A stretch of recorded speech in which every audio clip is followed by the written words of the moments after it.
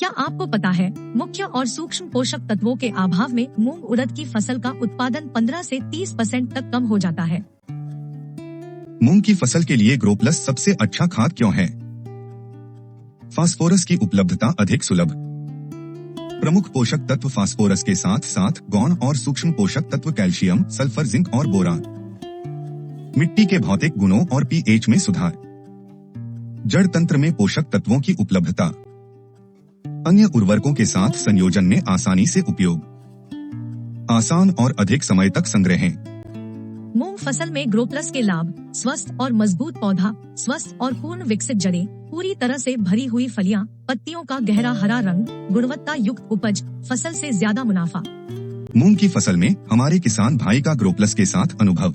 मैं ओम प्रकाश राठौर हरदा जिले का निवासी हूँ। खिड़कियाँ तहसील ग्राम चारवा।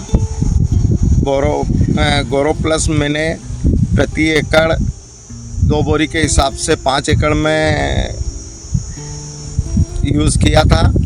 जो मेरा उत्पादन अभी मूंग का जो आखिरी लास्ट स्टेज में 6 कुंटल प्रति एकड़ उत्पादन मिला और ये बहुत बढ़िया खाद मेरे को समझ में आया, क्योंकि ज़मीन बहुत बेस्ट मेरे को लग रहा है। और सभी किसान भाइयों से आग्रह है कि इसका यूज़ करके ज़रूर देखें। और मैंने भी वो यूज़ करके देखा। मैं मात्र 5 एकड़ में देखा तो मेरे को 5 एकड़ में बहुत बढ़िया एवरेज मिला। ग्रोप्लस से डीएपी की तुलना। उपरोक्त तालिका में बताया गया है कि किस तरह हमारे किसान भाई डीएपी की तुलना में अगर ग्रोप्लस और यूरिया का उपयोग करते हैं तो मूंग की फसल को nitrogen, phosphorus, calcium, sulphur, zinc और बोरान जैसे आवश्यक पोषक तत्वों की पूर्ति होती है, जो कि फसल के संपूर्ण विकास के लिए आवश्यक है, जबकि डीएपी केवल नाइट्रोजन और फोस्फोरस ही फसल को प्राप्त होते हैं।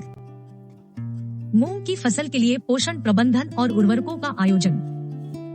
चूँकि मूंग एक दलहनी फसल है, इसे कम मात्रा में नाइट्रोजन की जरूरत होती है। यूरिया का प्रयोग बुवाई के 20 दिनों की पश्चात वर्जित है। ग्रोप्लस और पोटाश की अनुशंसित मात्रा का प्रयोग बुवाई के पहले या साथ में करने से फसल के उत्पादन और गुणवत्ता में सुधार आता है। किसान भाइयों, अपने नजदीकी खाद विक्रेता से ग्रोप्लस जैसा नहीं, ग्रोप्लस खाद ही मूंग की फसल के लिए लाएं। ग्रोप्लस एक कोरोमंडल उत्पाद